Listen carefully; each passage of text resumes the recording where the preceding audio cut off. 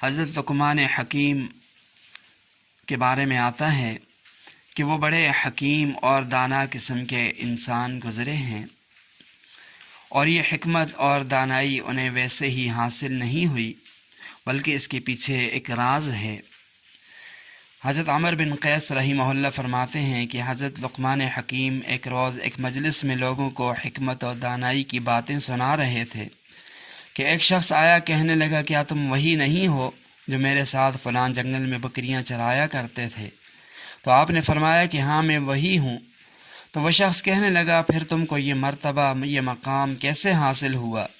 کہ مخلوق خدا تمہاری تعظیم کرتی ہے اور تمہارے کلمات حکمت سننے کے لیے دور دور سے جمع ہوتی ہے؟ تو آپ نے فرمایا کہ اس کی وجہ میرے دو کام ہیں۔ فرمایا پہلی بات ہمیشہ سچ بولنا،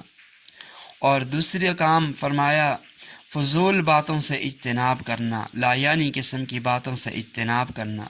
ان دو باتوں کی وجہ سے اللہ تعالیٰ نے مجھے حکمت دانائی عطا فرمائی۔ اور ایک روایت میں یہ بھی ہے کہ آپ نے فرمایا کہ چند کام ایسے ہیں جنہوں نے مجھے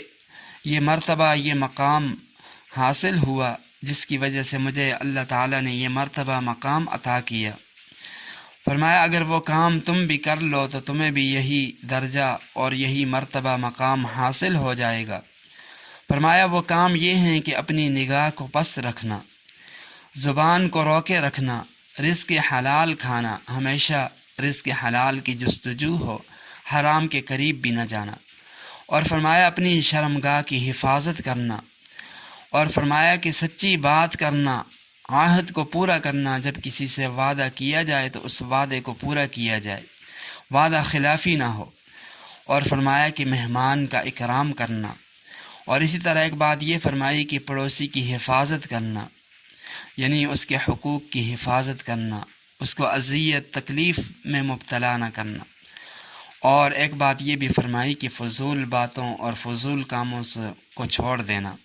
تو فرمایا یہ وہ چیزیں ہیں اگر ان کو تم بھی اختیار کر لو تو اللہ تعالیٰ تمہیں بھی حکمت اور دانائی عطا فرمائیں گے۔